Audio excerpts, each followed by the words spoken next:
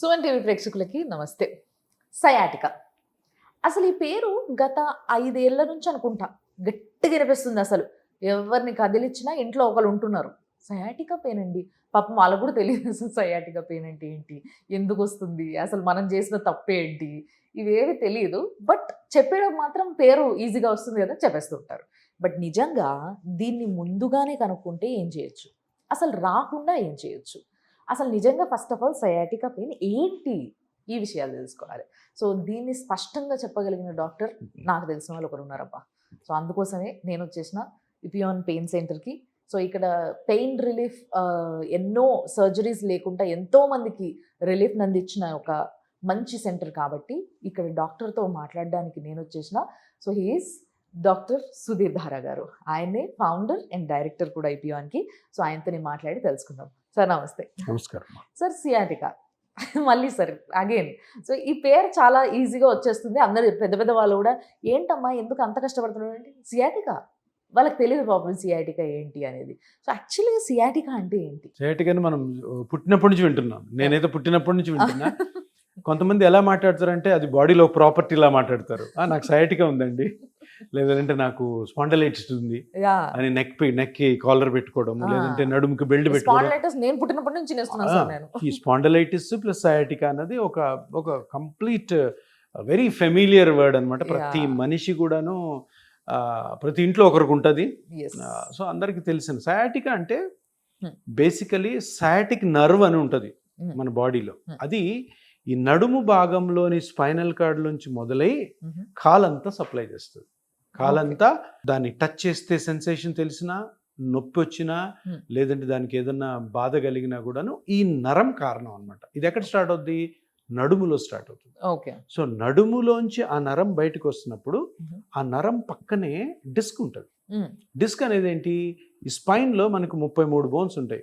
ఆ 33 బోన్స్ మధ్యలో 2 బోన్స్ మధ్యలో ఒక కుషన్ డిస్క్ అంటాం. ఆ డిస్క్ పక్కనే నరువు పోతుంటుంది.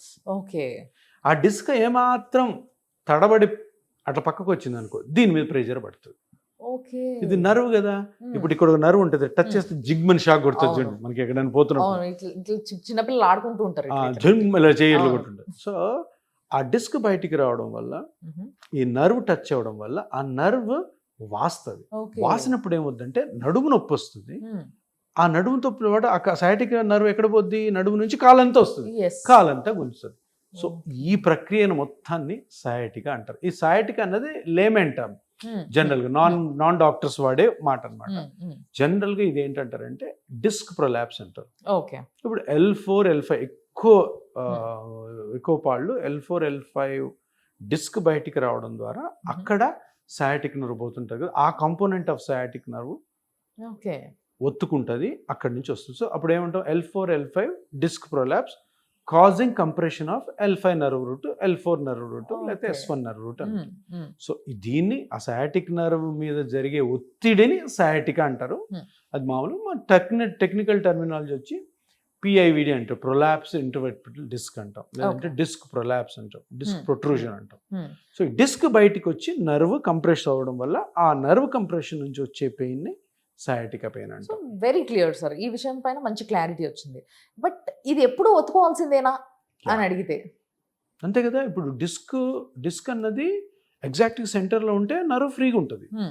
డిస్క్ వెనక్కి వచ్చింది అనుకో, ఇది వస్తుంది. డిస్క్ వెనక్కి ఎందుకు వస్తుంది? మళ్ళీ మన యాక్టివిటీస్, మన జాబ్స్, మన ట్రావెల్, మన అబ్నార్మల్ పొజిషన్స్ లో కూర్చోవడం, అబ్నార్మల్ పొజిషన్ లో కూర్చొని పనిచేయడం, అబ్నార్మల్ పొజిషన్ లో పడుకోవడం, ఇంకా చాలా ఇంపార్టెంట్ ఒకటి చెప్తాను వినండి. అనవసరమైన జిమ్ ఎక్సర్సైజ్, అనవసరమైన సైక్లింగ్స్, అనవసరమైన స్విమ్మింగ్స్, అనవసరమైన ట్రెక్కింగ్స్, అనవసరమైనటువంటి వెస్టర్న్ కల్చర్లో అడాప్ట్ చేసుకునే యాక్టివిటీస్, ఇవన్నీ ఏంటివి? మన బాడీస్ వీటికి సూట్ అయినవి కాదు. వెయిట్ లిఫ్ట్, నువ్వు ఇంత వెయిట్ ఒక 50 kg ఇట్లా ఎత్తావు అనుకో, ఆ డిస్క్ ఏమవుతుంది? డిస్క్ మీద ప్రెషర్ పడి వెనక్కి వస్తుంది. లేదు సైక్లింగ్, మన ఇప్పుడు చాలా మంది శనివారం కారు మీద సైకిల్ వేసుకొని సైకిల్ తీసుకెళ్ళి అవ్వారి దగ్గర ఆపి, కారుని ఆపి సైకిల్ దింపి 40 కిలోమీటర్లు వెళ్తారు. ఇది ఎప్పుడు స్టార్ట్ చేసి చిన్నప్పటి నుంచి తొక్కుంటారు. 40 ఏళ్ళకి పెళ్లి అంతా అయిపోయి ఇంట్లో బోరు కొడుతుంటది కాబట్టి బయటికి వచ్చి, సో వీడు 40 కిలోమీటర్స్ వెళ్తారు వాళ్ళు. ఇంకెందుకంటే గ్రూప్ ఉంటుంది, ఇంకా నేను ఇంకేం చేయాలని ఒక దాంట్లో ఒక 100 మందిలో 2 మా దగ్గరికి వస్తారు. సరదాకి పోతే మొత్తం అంతా ఇదంతా ఏంటిది? ఇది అన్నెసరీ కల్చర్, సింపుల్ ఎక్సర్సైజ్ చాలా అవన్నీ చేయాల్సి. రిక్రియేషన్ అనుకున్న వాళ్ళలో 2-3% ఇటువంటి ప్రాబ్లమ్స్కి వస్తారు. అబ్నార్మల్ పొజిషన్స్ ట్రావెల్ చేసిన, అబ్నార్మల్ పొజిషన్లో వర్క్ చేసిన అందరికీ రాదు. అబ్నార్మల్ పొజిషన్లో చేస్తున్న మంది కొంతమందికి రాదు, ఎక్కువ మందికి అటువంటి కారణాల వల్ల వస్తుంది అనమాట. సో ఇది వచ్చింది, నర్వ్ కంప్రెస్ చేస్తుంది, పెయిన్ ఉంది, ఏం చేస్తారు? ఫస్ట్ ఏదో రెస్ట్ తీసుకుంటారు, టాబ్లెట్లు వేసుకుంటారు. ఏం టాబ్లెట్లు వేసుకుంటారు? ఆ నర్వ్ ఇంపల్సెస్ వల్ల పెయిన్ వస్తుంది కదా, ఆ టాబ్లెట్. అవి యాంటీ న్యూరోపతిక్ డ్రగ్స్ అంటాం. ప్రీగాబాలిన్, గాబాపెంటిన్, ఇవి కూడా అందరు బాగా విని ఉంటారు, ఎందుకంటే వాడుతున్నారు కాబట్టి. గాబాపెంటిన్ నాకు తెలుసు, ప్రీగాబాలిన్ వేసుకున్నాను, అమిట్రిప్టిలిన్, ఇవన్నీ. అవి 3 ఉన్నాయి మందులు ప్రపంచంలో మొత్తంలో. అవి వేసుకుంటే ఇనీషియల్గా 10 రోజులు బాగుంటుంది, అది దాని ఎఫెక్ట్ పోగానే మళ్ళీ వస్తుంది.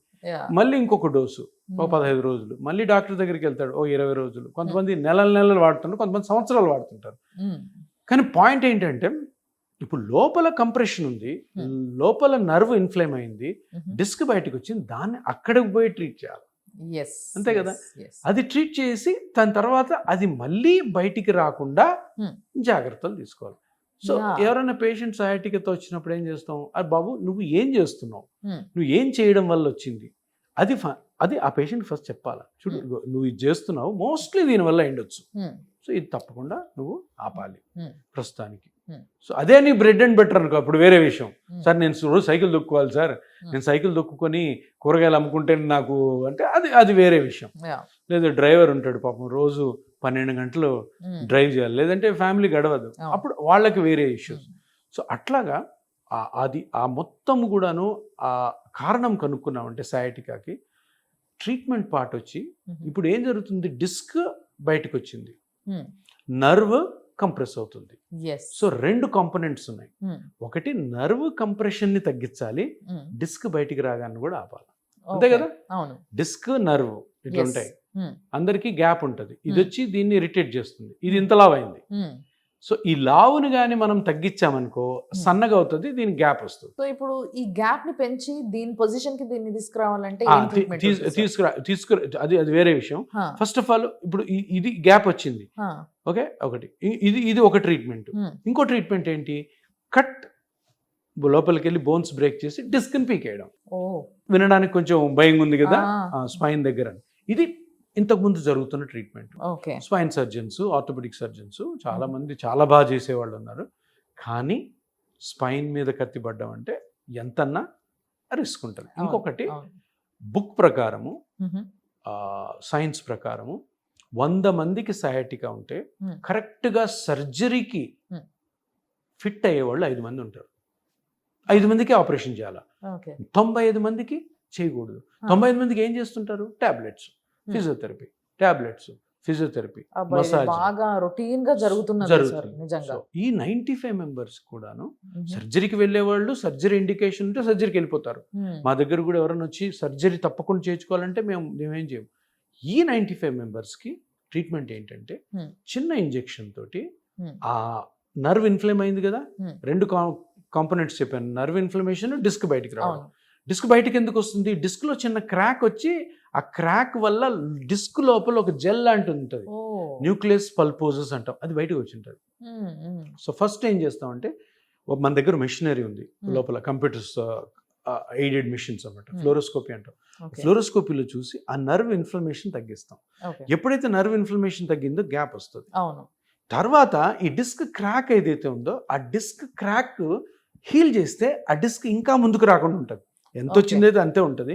ఆ డిస్క్ క్రాక్ ఇంకా రాకుండా ఉంటుంది కాబట్టి అది చేయాలి. కాబట్టి ఆ డిస్క్ క్రాక్లోకి పేషెంట్ యొక్క ప్లాస్మాని యూజ్ చేస్తాం. డిస్క్లోకి వెళ్ళి ఆ ఎయిర్ అంటే అది అతికిస్తుంది అనమాట. సో ఇంకా ముందుకి ప్రొట్రూడ్ కాదు. సో ఈ 2 చిన్న చిన్న ఇంజెక్షన్స్ తోటి మనం సర్జరీని అవాయిడ్ చేయొచ్చు. సర్జరీ తప్పకుండా అవసరం అయినప్పుడు సర్జరీకి పంపించవచ్చు. కానీ నేను చెప్పినట్టు 90%, 95% అవసరమే ఉండదు, సర్జరీ ఇండికేషన్ ఉండదు, చేయకూడదు, చెయ్యరు కూడా surgeon. But what ever you said, it just sounds like a perfect plan నిజంగా. అంతే. సో దాని బుల్స్ఐ ఎక్కడైతే ప్రాబ్లం ఉందో లాజిక్ ఉంది దాంట్లో. Go there, simply do a procedure with small needle, come out. That's it. తర్వాత ప్రికాషన్స్. ఇప్పుడు ఇవి ఉన్నాయి కదా ఈ వ్యవహారాలన్నీ వెస్టర్న్ వ్యవహారాలు కొంచెం తగ్గిస్తూ ఉండాలి. Yes. ఆపిచ్చేయడమే అంతే. ఎందుకంటే దానివల్ల నీకు వచ్చింది కాబట్టి బాస్ ఆపు. వేరే వేరే టైప్ ఎక్సర్సైజ్. నీకు హెల్త్ ఫిట్నెస్ కావాలి కదా, నేను చేపిస్తా. నీ హెల్త్ ఫిట్నెస్ నా బాధ్యత. నువ్వు ఫిట్గా ఉండేటట్టు నేను చేస్తా. ఫిట్నెస్ అన్న డెఫినేషన్ నీకు చెప్తాను, ఆ ఫిట్నెస్ ఎలా ఉండాలో కూడా నేను చెప్తాను. సో బేసికల్ ఏంటంటే ఒకటి మనం ట్రీట్ చేసినప్పుడు వాళ్ళ డిజైర్ కూడా మనం అంటాడు సార్ నేను ఎట్లన్నా కానీ సార్ జిమ్కి వెళ్ళాలి సార్ అంటాడు. జిమ్కి వెళ్ళు, ఈ ఎక్సర్సైజ్ చేయి, ఇవి చేయొద్దు. లేదంటే సైక్లింగ్కి వెళ్ళండి, వెళ్ళు, ఫస్ట్ ఇది ట్రీట్మెంట్ అంతావని అయిన తర్వాత ఇన్ని కిలోమీటర్లు వచ్చేసి ఇలా వాళ్ళకు కూడా మనం చూసుకోవాలి కదా. బ్లంట్గా యాక్ట్ చేయకూడదు అని అనకూడదు. అలా చేస్తే మళ్ళీ రారు. బట్ నిజంగా చాలా బాగా చెప్పారు sir. Very simple and logical. నిజంగా చెప్పాలంటే ప్రతి ఒక్కరికి అర్థమవుతుంది.